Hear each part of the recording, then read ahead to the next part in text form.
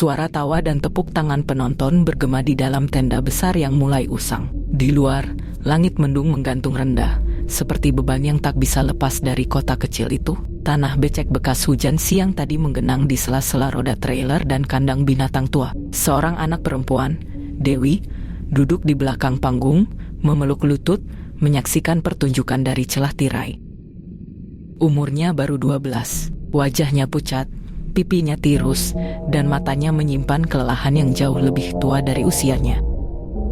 Di panggung, badut melompat-lompat dengan sepatu besarnya, mencoba memancing tawa dari anak-anak penonton. Tapi di belakang panggung, semuanya berbeda. Tidak ada tawa, hanya tekanan, bentakan, dan bau peluh yang bercampur dengan aroma busuk dari hewan yang tidak terurus.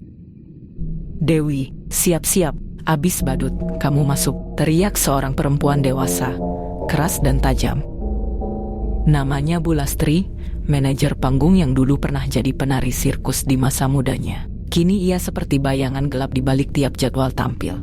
Tak kenal lelah, tak kenal ampun. Dewi berdiri pelan, tangannya gemetar. Kostum balet lusuh yang ia kenakan sudah lama tak dicuci dengan benar. Sepatunya sempit, tapi tak ada yang peduli. Semua yang ada di panggung itu adalah properti, boneka hidup yang harus tersenyum, menari, dan patuh. Di belakang tenda lain, terdengar suara tangisan kecil. Itu Arif, adik laki-lakinya yang baru berumur 7 tahun, masih belum terbiasa dengan tekanan malam-malam tampil. "Diam kau," bentak seorang pria dari arah itu. Mungkin Pak Rinto, pelatih sirkus yang biasa melatih anak-anak dengan rotan di tangan. Dewi ingin menghampiri Arif, tapi sudah terlambat. Musik pengiring berganti, tirai panggung terbuka, lampu menyala. Ia harus masuk. Setelah pertunjukan usai, Dewi kembali ke barak kecil tempat ia dan Arif tidur bersama 8 anak lainnya. Sebuah kontainer yang disulap menjadi asrama, sempit, pengap, bau, dan lembab. Tidak ada ventilasi yang layak. Kasur tipisnya sobek. Di dinding, coretan-coretan kecil menjadi saksi bisu, nama-nama anak yang pernah tinggal di sana, dan kini entah di mana. "Besok kita ke kota lain lagi," gumam salah satu anak, Lina, yang sudah 3 tahun ikut sirkus itu. Tapi katanya, yang gak bisa tampil besok bakal ditinggal. "Ditinggal kemana?" tanya Arif lirih. Tak ada yang menjawab. Di luar kontainer, tenda-tenda sirkus mulai dibongkar. Mobil-mobil truk dinyalakan. Seorang pria tua, yang menjadi kru teknis sejak zaman sirkus itu masih baru, duduk diam sambil menatap langit. Ia tahu apa yang terjadi. Ia melihat semuanya, tapi ia tak pernah bicara. Dulu, saat anak-anak pertama mulai hilang, saat ada yang ditemukan pingsan, lebam, lalu dikirim pulang tapi tak pernah ada kabar lagi. Ia tahu, tapi ia takut. Namun malam itu, saat melihat Dewi keluar dari panggung dengan langkah tertatih, lalu mengendong adiknya yang menangis dalam diam, sesuatu dalam dirinya mulai bergejolak. Sirkus Mahardika bukan sekadar tempat hiburan keliling. Ini adalah tempat di mana masa kecil dikorbankan demi tepuk tangan.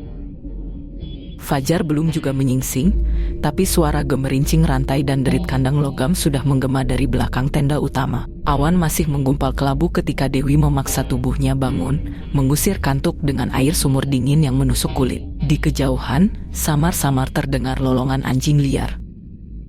Barak sempit itu masih gelap. Lantai kayu bergemeretak saat para pemain sirkus mulai menggeliat dari tidur mereka yang dangkal. Di luar, lampu jalan satu-satunya di desa kecil tempat mereka singgah memantulkan cahaya sayu ke tenda berwarna merah kusam.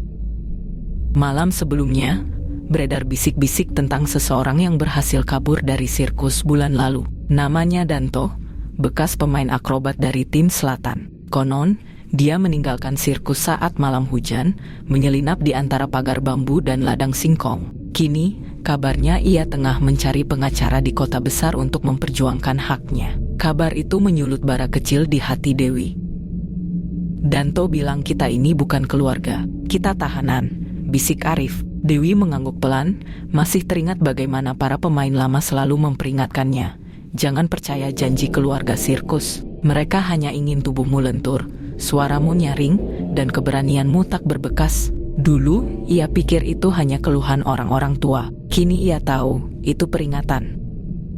Sirkus Mahardika, begitu namanya. Tapi tak ada kemuliaan dalam dinding tenda mereka. Para pemain dibayar seikhlas hati, itu pun kalau bayaran datang. Kadang hanya sebungkus nasi dan sebotol air kotor. Latihan dilakukan tiap hari, tanpa hari libur, tanpa belas kasih. Jika ada yang jatuh saat latihan, manajer hanya akan berkata, "Itu karena kamu tidak cukup fokus." Karina, pemain yang paling lama di sirkus itu, pernah dihukum karena menjatuhkan tongkat pemadam api di tengah pertunjukan. Hukumannya, berdiri semalam suntuk di kandang bekas harimau, tanpa alas, tanpa selimut, agar kamu tahu rasanya dipandang seperti binatang yang gagal menghibur, kata manajer sambil menutup kandang dengan rantai. Sementara itu, suara detak sepatu bot di luar barak semakin mendekat. Dewi memeluk lututnya, menahan napas. Malam ini, ia dan Arif sudah sepakat, mereka akan mencoba mengikuti rute air yang mengalir ke sungai kecil di balik perbukitan. Jalur yang hanya bisa dilewati saat semua orang terlelap.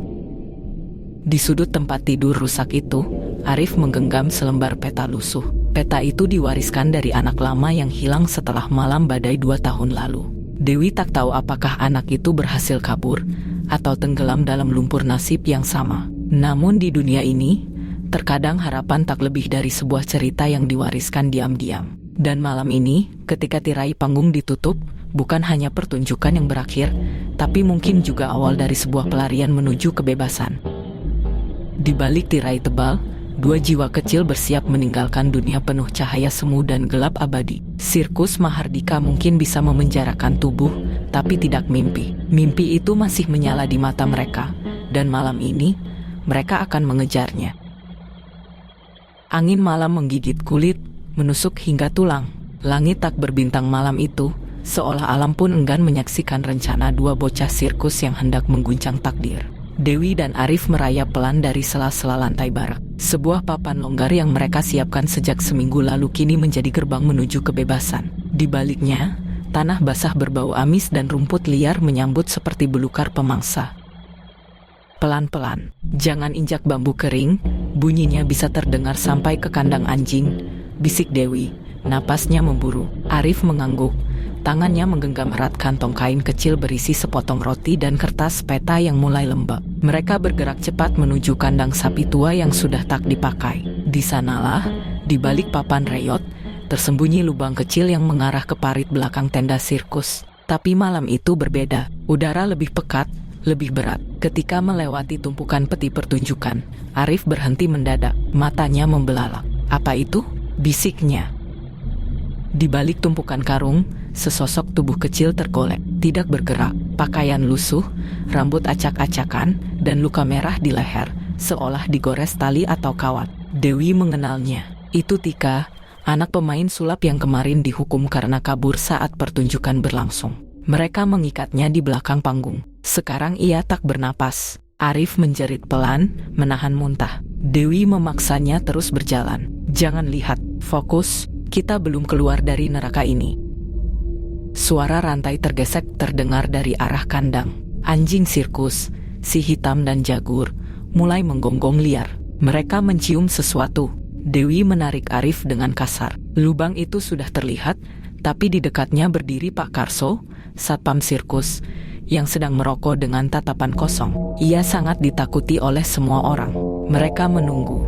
Jantung berdegup keras. Seekor cicak merayap di dinding seng di atas mereka, lalu jatuh tepat di bahu Dewi. Ia menahan teriakan dengan menggigit lidahnya sendiri. Pak Karso bergerak perlahan ke arah truk, memeriksa sesuatu di balik kap mesin. "Ini saatnya." Dewi melesat duluan, lalu menarik Arif melewati semak berduri. Tangan bocah itu tersangkut kawat berkarat, darah langsung merembes dari kulitnya yang tipis. Tapi mereka tak berhenti, tak ada waktu untuk memikirkan rasa sakit. Begitu mereka tiba di parit, tubuh mereka langsung basah kuyup. Air hitam itu dingin dan bau lumpur kotor. Mereka menyusuri arus dengan perut menempel tanah, hanya kepala menyembul di atas. Air meliuk seperti ular hidup, kadang menyentak, kadang menyeret mereka ke bawah. Tiba-tiba, dari arah belakang terdengar suara siulan. Nada rendah yang biasa digunakan para petugas untuk saling memanggil saat ada pelarian. "Ada yang datang," gumam Arif, gemetar. Langkah kaki mulai terdengar di atas kepala mereka. Lampu senter menggeser kegelapan di antara semak. Dewi menahan napas, membenamkan dirinya lebih dalam ke dalam lumpur. Arif menutup mulutnya dengan tangannya sendiri agar tak memekik. Di sana, aku lihat bayangan di parit. Teriak suara berat, diikuti suara langkah mendekat. Dewi mendorong Arif sekuat tenaga ke arah celah di bawah jembatan kayu kecil. Itu satu-satunya tempat di mana mereka bisa menghilang untuk beberapa menit. Tapi para pemburu telah mengendus jejak mereka. Lampu senter semakin dekat. Cepat, ke kiri, aku dengar air bergerak. Di bawah jembatan, Dewi memeluk Arif yang tubuhnya menggigil. Kita tak boleh kembali, bisiknya, mereka akan menyiksa kita, atau lebih buruk. Dan saat mereka menyadari bahwa hanya ada satu jalan keluar dari malam itu, melawan atau mati, mereka merangkak keluar dari parit, tubuh kotor dan berdarah, tapi mata menyala. Malam masih panjang, tapi langkah mereka tak lagi goyah, karena mereka tahu, bukan semua mimpi bisa dibunuh oleh cambuk.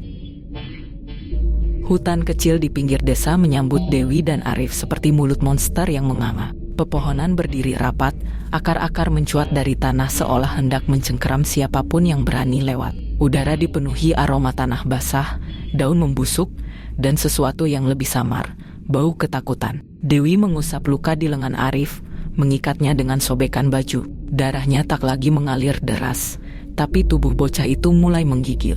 Kita istirahat 5 menit, lalu terus jalan, bisiknya. Arif hanya mengangguk lemah. Tapi matanya masih menyala, nyala yang hanya dimiliki oleh mereka yang belum sepenuhnya mati. Di kejauhan, suara gonggongan anjing masih terdengar. Tidak sekeras tadi, tapi cukup untuk mengingatkan mereka bahwa sirkus tidak tinggal diam. Pihak manajemen pasti sudah mengerahkan semua penjaga, dibantu warga sekitar yang dibayar untuk mengembalikan anak-anak yang hilang.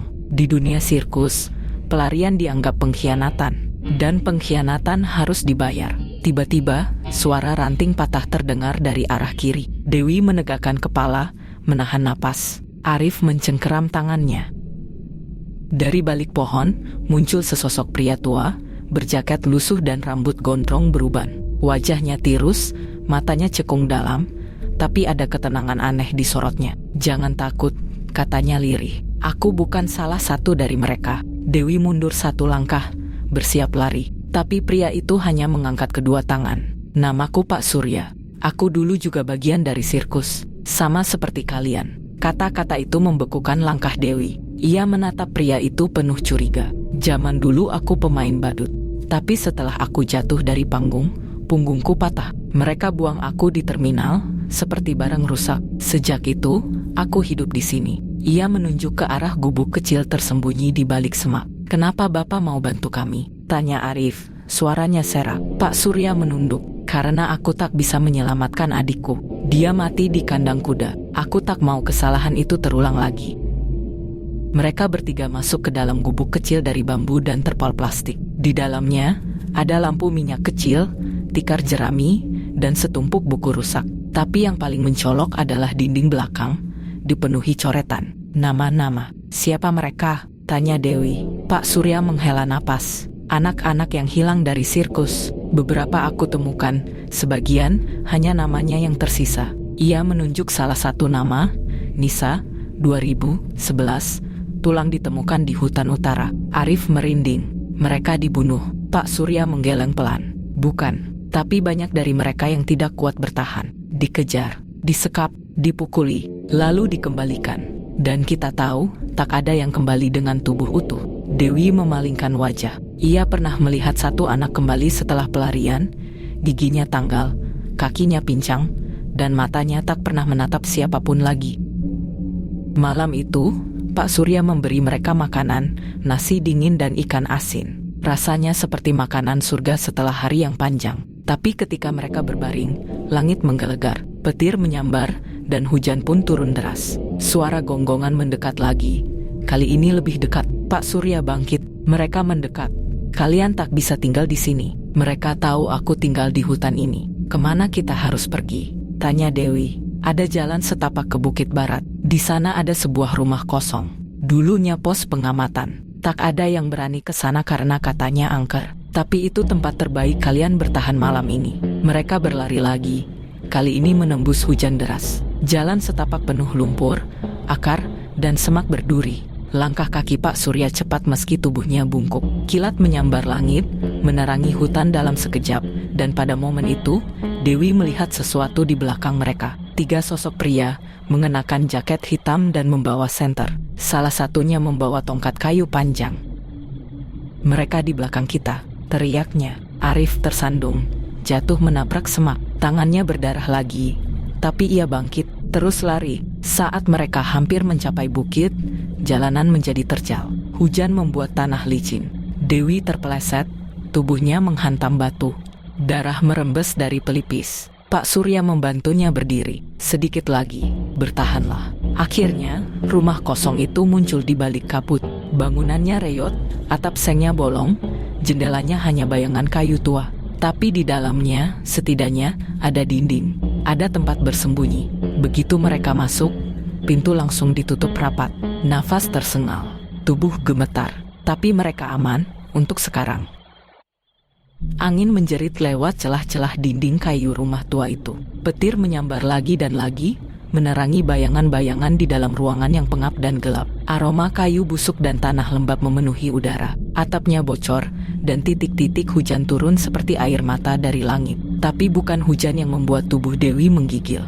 Bukan juga luka di pelipis atau dinginnya udara malam. Tapi suara-suara bisikan, mula-mula pelan, seperti angin yang menggoda di antara celah dinding. Tapi kemudian terdengar seperti desahan seseorang yang berdiri tepat di belakang tengkuk mereka. "Pak Surya," bisik Dewi. "Apa itu?" Pak Surya duduk di sudut ruangan, diam, wajahnya lebih pucat dari sebelumnya. "Rumah ini, dulu tempat persembunyian anak-anak dari sirkus Mahardika generasi pertama. Tahun 1980-an. Tapi suatu malam, 2 dari mereka menghilang. Tidak ada jejak, tidak ada yang tahu mereka kemana." Ia menunjuk bagian yang gelap di balik lemari reyot. Dengan cahaya senter kecil dari saku Arif, Dewi mengintip. Tulisan itu seperti dicakar ke kayu dengan paku atau benda tajam. "Ayah, Ibu, aku takut. Aku mau pulang." Dewi mundur, tubuhnya merinding. Arif menelan ludah, wajahnya basah oleh hujan dan ketakutan. Tiba-tiba, Arif menjerit. Salah satu papan lantai retak di bawah kaki Arif. Ia jatuh ke lantai, tangannya menggapai udara. Dewi berusaha menariknya kembali. Di bawahnya terbuka lubang gelap, seperti sumur kecil, entah mengarah kemana. Pak Surya menarik Arif dengan tenaga terakhirnya. Bocah itu berhasil kembali ke lantai. Napasnya terengah-engah, wajahnya pucat. Tiba-tiba, suara langkah kaki terdengar dari luar. Pak Surya menengok keluar celah dinding. "Mereka datang," bisiknya. 5 orang. "Bagaimana kalau mereka masuk ke rumah ini?" tanya Dewi. Ketiganya saling menatap. Tak ada jalan keluar. Tidak dari jendela, tidak dari belakang. Satu-satunya kemungkinan adalah ke bawah, ke dalam lubang gelap yang baru saja mencoba menyeret Arif. Pak Surya memandangi mereka dalam-dalam. Di bawah sana bukan cuma tempat persembunyian. Itu lorong tua sirkus. Tempat semua rahasia dibuang, termasuk anak-anak yang tak kembali. Kita tidak ada pilihan lain. Dewi mengangguk. Tangannya menggenggam erat tangan Arif lalu masuk ke dalam lubang di bawah lantai. Langkah mereka menggema di lorong sempit rumah tua yang tampak lebih seperti bangunan peninggalan zaman kolonial ketimbang tempat tinggal biasa. Dindingnya lembab, beberapa bagian lantainya sudah bolong, dan bau apak bercampur amis menggantung berat di udara. Tapi itu semua tak seberapa dibanding suasana yang menggantung di antara mereka. Pak Surya berjalan paling depan, menuntun Dewi dan Arif menyusuri ruangan demi ruangan yang ditinggalkan. Rumah ini adalah salah satu tempat transit sirkus Mahardika dulu ketika mereka berpindah kota. Tapi, seperti banyak bagian dari sirkus itu, rumah ini menyimpan rahasia yang jauh dari panggung gemerlap. "Dulu, sebelum kalian lahir," ujar Pak Surya pelan, "beberapa anak yang tidak laku dalam pertunjukan dikurung di sini." "Dikurung?" Arif berhenti melangkah. "Maksudnya, kalau ada yang sakit, luka parah, atau membangkang, mereka tak bisa tampil. Artinya, beban. Maka, disimpan," katanya, "untuk dirawat. Tapi aku tahu, tak ada yang keluar dari sini dengan utuh." Mereka berhenti di depan sebuah pintu baja tua. Pak Surya menggeser kayu pengganjal dan menarik gagang pintu. Ruangan di dalamnya gelap, dengan senter kecil Arif.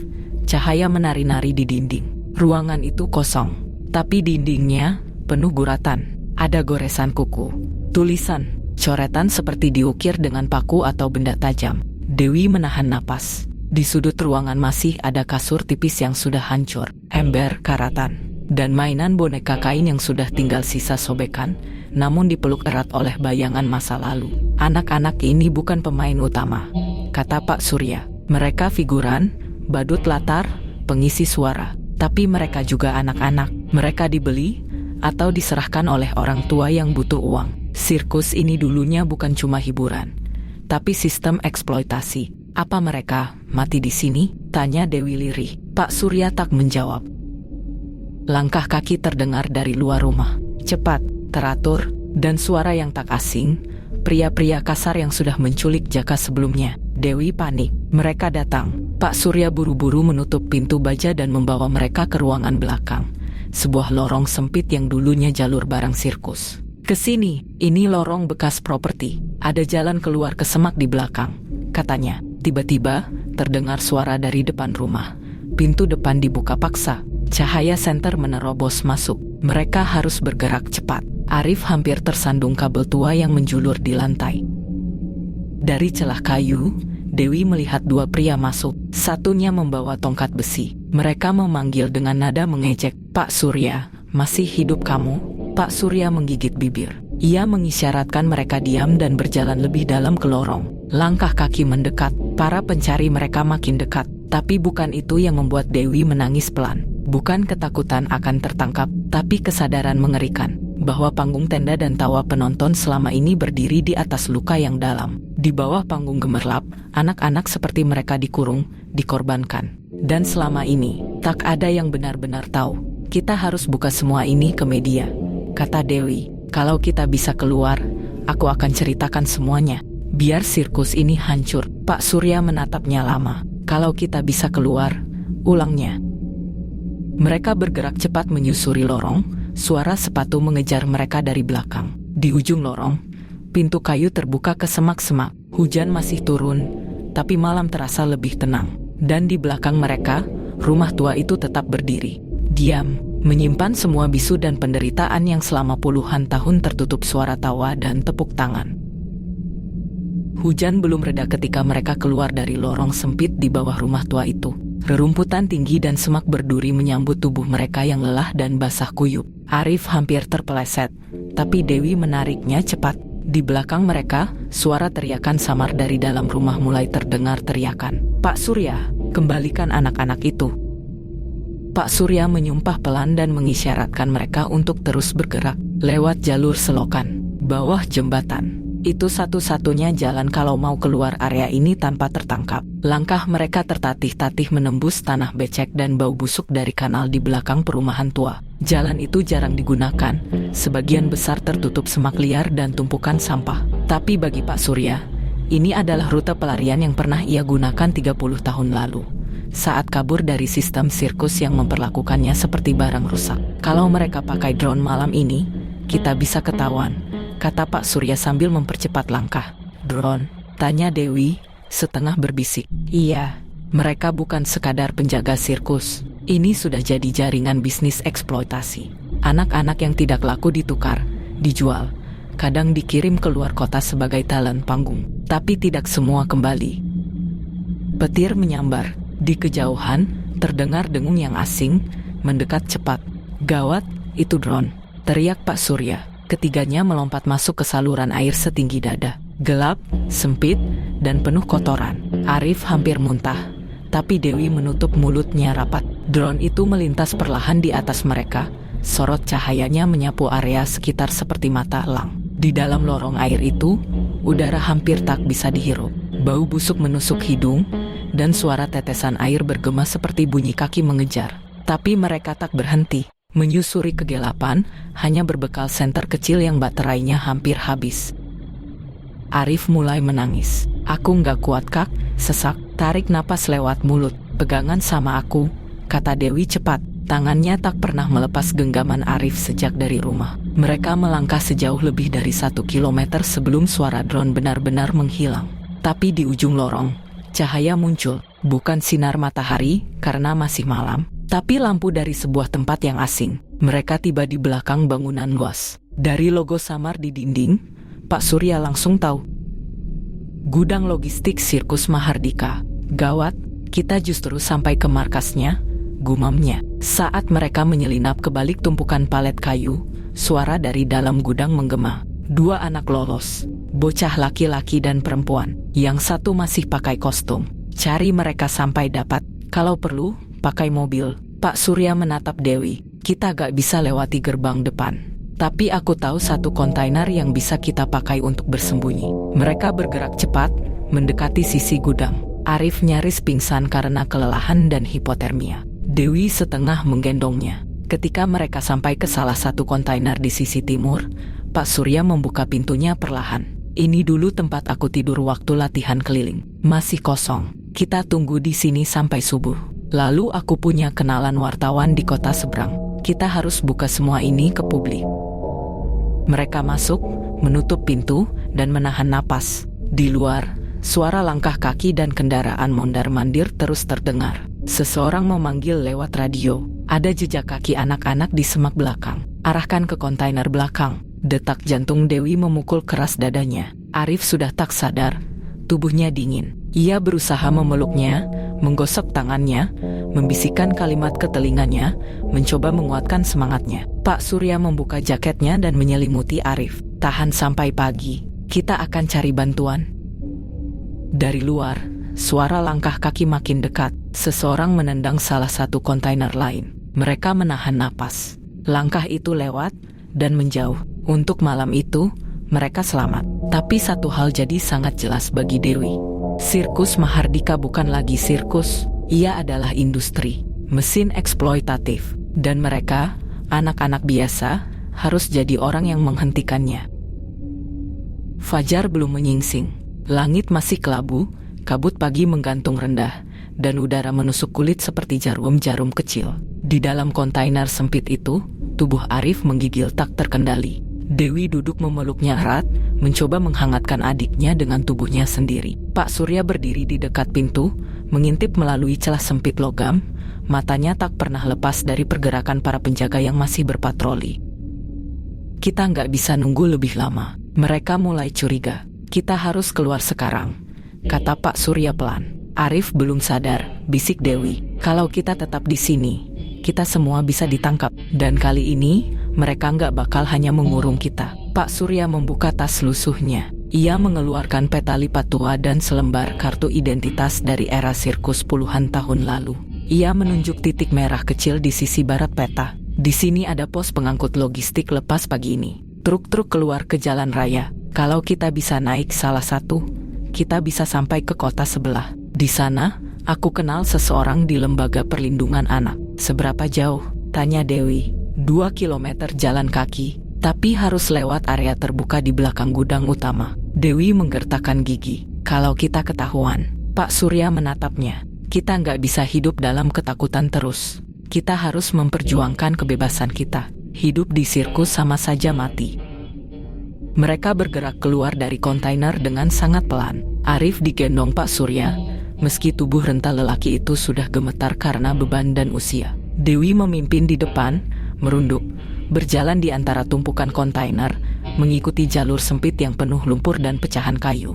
Tiba di pagar belakang gudang, mereka melihatnya, lapangan kosong selebar setengah lapangan bola, dijaga 2 pria bersenjata tongkat listrik. Di kejauhan, deretan truk putih dengan logo Mahardika bersiap meninggalkan area. Gimana kita bisa lewati penjaga itu? Tanya Dewi. Pak Surya merogoh sakunya. Ia mengeluarkan korek gas dan sebotol kecil spiritus. Aku bisa alihkan perhatian. Kalian lari ke arah truk, masuk ke yang paling belakang. Biasanya itu buat pengangkut properti. Kalau supirnya masih Pak Sadi, dia bakal bantu. Bapak yakin? Tanya Dewi dengan suara gemetar. Pak Surya menatapnya dalam. Aku dulu pengecut. Aku tahu anak-anak disiksa, tahu banyak yang gak pernah pulang, tapi aku diam aja. Ini kesempatan terakhirku buat nebus semuanya. Sebelum Dewi sempat protes, Pak Surya berlari ke sisi kanan lapangan dan menyiramkan spiritus ke tumpukan kain banner bekas. Api menyala cepat, alarm manual berbunyi. Para penjaga berteriak, berlari menuju kobaran api. Sekarang, Dewi menarik Arif, menyeret tubuh adiknya yang setengah sadar menyeberangi lapangan. Mereka mendekat ke truk paling belakang. Supir tua dengan wajah keras membuka pintu belakang sambil mengomel. Mau ngapain kalian? Bapak, Pak Sadi, Kami dikirim Pak Surya untuk minta tolong. Pria itu menatap mereka lama, lalu pandangannya melembut saat melihat Arif. Masuk cepat, tapi nanti begitu kita sampai perbatasan kota, kalian turun. Aku nggak mau terlibat terlalu jauh. Mereka memanjat masuk ke truk, bersembunyi di balik peti-peti besar. Detik demi detik terasa seperti jam. Tapi akhirnya, suara pintu ditutup, mesin menyala, dan truk mulai bergerak. Lewat celah sempit, Dewi melihat Pak Surya dari kejauhan, berlari tertatih ke arah semak. Tapi kemudian dua pria mengejarnya. Mereka menjatuhkannya. Dan kemudian, tidak, bisik Dewi, menutup mulutnya sendiri agar tak berteriak. Mereka memukuli Pak Surya, lalu menyeret tubuhnya kembali ke dalam gudang. Ia tak bergerak. Dewi menangis dalam diam. Tangannya menggenggam tangan Arif erat. Truk melaju keluar dari kompleks sirkus, meninggalkan semua kengerian di belakang. Tapi bekasnya tak akan pernah hilang. Mereka selamat, tapi banyak yang belum. Dewi tahu pelarian ini bukan akhir. Ini hanya awal. Ia akan buka suara. Ia akan cari semua nama anak-anak yang hilang. Ia akan ceritakan kebenaran tentang sirkus keliling, eksploitasi, kekerasan sistematis yang selama ini dibungkus dengan tawa dan tepuk tangan. Dan ia akan mulai dari satu nama, Pak Surya, yang memilih untuk tidak lagi diam. Kota tempat truk berhenti adalah kota kecil di pesisir utara, tak lebih dari 3 jam dari lokasi markas sirkus Mahardika. Langit sudah cerah, tapi udara pagi masih menggigit.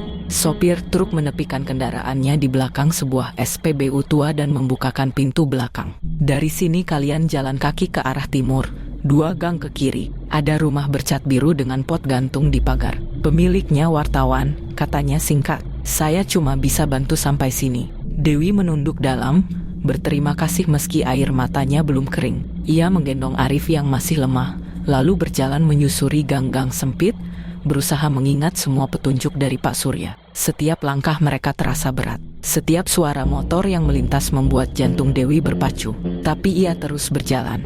Arif menggenggam tangannya, meski lemah, dan itu cukup untuk membuatnya tetap tegak. Rumah bercat biru itu tampak biasa saja. Tak ada tanda bahwa penghuninya adalah jurnalis senior yang pernah membongkar skandal pemerintah daerah 5 tahun lalu. Tapi begitu Dewi mengetuk pintu dan menyebut nama Pak Surya, wajah pria paruh baya yang membukanya langsung berubah serius. Masuk, cepat, jangan bicara terlalu keras, katanya sambil mempersilahkan mereka duduk. Namanya Pak Dharma, mantan jurnalis investigasi yang kini lebih banyak menulis laporan untuk media independen dan LSM. Begitu mendengar cerita Dewi tentang sirkus, anak-anak yang dikurung, penyiksaan, penghilangan paksa, ia tak langsung bicara. Ia hanya menatap dengan wajah pucat dan mata mengeras. Kamu bawa bukti? Tanya Pak Dharma. Dewi membuka tas kecilnya. Ia mengeluarkan ponsel milik Arif yang berhasil ia selamatkan saat kabur. Di dalamnya ada foto-foto ruangan isolasi, coretan di dinding, video pendek saat mereka mendengar anak-anak menangis di balik tembok. Pak Dharma menatap layar tanpa berkedip. Tangannya gemetar. Kalau ini benar, ini lebih besar dari sekadar sirkus keliling. Ini jaringan perdagangan manusia dengan kamuflase legal. Dewi mengangguk pelan. Aku nggak mau diam. Banyak anak yang belum keluar. Banyak yang masih di sana. Pak Dharma berdiri, lalu masuk ke ruang belakang dan kembali membawa laptop, alat perekam suara, dan secangkir teh panas untuk Arif. Kita akan buat laporan. Lengkap, nama, tanggal, tempat, semua. Lalu aku akan kirim ini ke 2 media nasional dan 1 organisasi HAM internasional. Tapi mereka pasti tahu aku kabur, kata Dewi. Kalau mereka tahu aku bicara, mereka nggak akan bisa bungkam semuanya. Kalau kita cukup cepat, cukup bising, mereka nggak bisa hapus jejak. Malam itu, laporan pertama dikirim. Judulnya sederhana. Di balik tenda, eksploitasi anak di balik gemerlap sirkus keliling Indonesia. 2 hari kemudian, berita itu meledak. Twitter dan media sosial ramai. Tagar sirkus Mahardika trending. Beberapa mantan anggota sirkus mulai buka suara, mengirimkan pesan anonim, menyumbangkan informasi. Salah satunya bahkan mengirim foto bukti adanya pemalsuan dokumen anak-anak. Namun, tak lama setelah itu, teror dimulai. Seseorang mengintai rumah Pak Dharma malam hari. Sepeda motor melintas lambat berulang kali. Salah satu narasumber mereka, mantan kru sirkus, dilaporkan hilang dalam perjalanan ke kantor berita. Dewi tidur dalam kecemasan setiap malam, tapi ia menolak pergi. Kita udah sampai sejauh ini, aku nggak akan diam. Seminggu setelah berita itu meledak, polisi mendatangi sirkus Mahardika, tapi yang mereka temukan hanyalah tenda kosong. Semuanya dibongkar, properti dibakar, dokumen hilang. Namun, satu hal berubah. Anak-anak yang sempat menghilang mulai ditemukan, beberapa ditinggalkan di panti sosial, beberapa dikirim pulang secara diam-diam ke keluarga mereka. Laporan terus masuk, tekanan publik makin besar. Pemerintah terpaksa buka penyelidikan resmi. Dan di tengah semua itu, satu wajah Dewi ingat terus, Pak Surya, yang tak sempat melihat panggung keadilan dibuka. Tapi malam itu, di beranda rumah kecil Pak Dharma, Dewi duduk di samping Arif yang mulai pulih, memandangi layar laptop yang menampilkan artikel dengan wajahnya disamarkan, tentu, tapi dengan satu kalimat penutup yang tak bisa dihapus waktu. Kami bukan pemain sirkus, kami anak-anak yang berhak hidup. Dan untuk pertama kalinya, suara Dewi lebih keras dari tepuk tangan penonton. 1 tahun telah berlalu sejak laporan pertama tentang sirkus Mahardika mengguncang negeri. Kasus itu menjadi salah satu skandal eksploitasi anak terbesar dalam sejarah hiburan Indonesia. Prosesnya panjang, penuh tipu daya, ancaman, dan penghilangan bukti, tapi kebenaran, seperti cahaya kecil di tengah tenda, tetap bertahan. Di ruang sidang Pengadilan Negeri Jakarta Pusat, suasana begitu hening hingga detak jam dinding terdengar jelas. Dewi duduk di bangku saksi, mengenakan kemeja putih sederhana. Wajahnya tegar. Di hadapannya, duduk pria beruban dengan jas mahal, Darto Wicaksono, mantan direktur sirkus Mahardika, kini terdakwa utama atas dakwaan eksploitasi, penculikan, penganiayaan anak, dan pemalsuan identitas. Darto menatap Dewi dengan dingin. Tidak ada rasa bersalah di sana. Hanya sisa kekuasaan yang dulu menakutkan. Jaksa menatap Dewi. Bisa Anda ceritakan kembali bagaimana awalnya Anda dan adik Anda bisa berada dalam sistem sirkus itu? Suara Dewi tenang, tapi setiap kata seperti pako yang menghantam peti luka masa lalu. Kami dijanjikan pendidikan, dikatakan akan dilatih jadi artis sirkus profesional. Tapi yang kami alami adalah paksaan, kelaparan, pemukulan, dan ancaman. Kami dikurung, anak-anak menangis setiap malam, yang lemah dibuang, yang memberontak dipukul. Dan tak ada yang mendengar, karena semua dikemas dalam gemerlap lampu panggung. Ia melirik Darto sebentar, dan semua itu disetujui oleh orang yang duduk di sana. Suara gemuruh kecil terdengar dari hadirin. Di sisi ruang sidang, beberapa mantan anggota sirkus, kini remaja, duduk dalam diam. Wajah mereka berbeda-beda, tapi ada satu kesamaan, bekas luka di hati yang tak bisa dihapus. Setelah 2 jam, sidang ditutup sementara. Di luar, wartawan sudah menunggu. Dewi menolak semua wawancara. Ia hanya berjalan cepat menuju taman kecil di sisi gedung, tempat Arif menunggunya. Adiknya kini duduk membaca buku. Lebih sehat, lebih tenang. Ia tersenyum melihat kakaknya datang, dan Dewi membalas dengan pelukan. Udah selesai, Kak? Tanya Arif. Belum, tapi sebentar lagi, jawab Dewi. Sebentar lagi semuanya akan selesai. 2 minggu kemudian, vonis dijatuhkan. Darto Wicaksono dan 2 orang staf senior sirkus Mahardika divonis penjara puluhan tahun. Beberapa kaki tangan mereka masih buron, tapi jalur hukum telah terbuka. Kasus itu memicu revisi besar terhadap sistem perizinan hiburan keliling, pembentukan lembaga pengawas khusus anak di industri hiburan, dan mendorong gelombang keberanian baru. Anak-anak yang dulu diam, kini mulai bersuara. Dewi tidak kembali ke sekolah formal. Ia memilih jalan lain, menjadi penghubung untuk para penyintas, membantu lembaga bantuan hukum, dan menulis buku kecil tentang kehidupannya di sirkus. Judulnya, Rahasia Kelam di Bawah Tenda Sirkus. Ia tidak menulisnya untuk menyudutkan. Ia menulisnya agar tak ada lagi anak yang menari dengan luka, tertawa di panggung sambil menahan tangis. Suatu malam, di sebuah komunitas anak jalanan di Surabaya, Dewi berdiri di atas panggung kecil dari kayu. Tidak ada lampu sorot, tidak ada musik dramatis, hanya sekelompok anak duduk bersila, menatap penuh harap. Dewi mengangkat mikrofon dan berkata, "Ada panggung yang lebih penting dari tenda besar. Itu adalah ruang di mana kita bisa bicara, jujur, dan tidak perlu takut dipukul atau dikurung karena bersuara." Ia menatap langit malam. Karena suara kita adalah cahaya terakhir, dan sekecil apapun cahaya itu, cukup untuk menerangi gelap yang paling pekat.